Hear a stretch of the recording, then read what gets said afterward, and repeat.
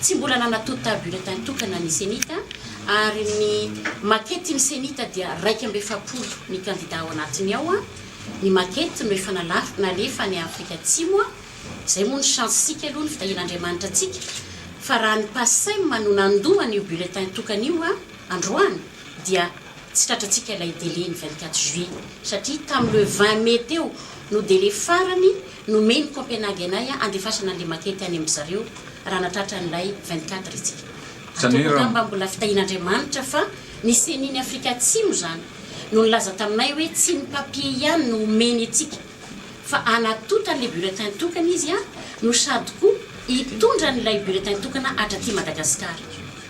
fa mety hotratra ihany ve le amin'ny 24 fa toka hoe hatramin'izao tsika mbola tsy manatota an'ilay izy mbola tratra ihany aloha raha hatramin'izao satria ny Afrika Atsimo dia nilaza hoe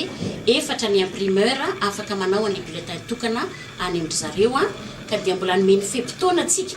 na tsy ho lazay koa aza nomeny fepitaona atsika hoe atreto no mbola azahoantsika manao an'izay bulletin tokana zay satria 10 andro eo na 2 herinandro no azahoan'zareo manao azy Afrika Atsimo koa adiny 2 avy eto amintsika dia angamba inoko fa ho vita vetivety zay bulletin tokana zay ka hatramin'izao ny ara teknika aloha tsy misy olana izany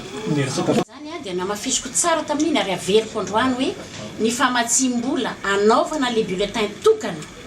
no naantony Union Européenne zay no nazahoako telefona ny maraina ny hoe zay ny volana eo ampiasaina amin'le bulletin tokana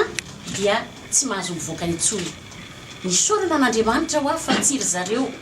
no anotazina evidy azy amin'izao fotoana zao fa i Afrika Atsimo no anome atsika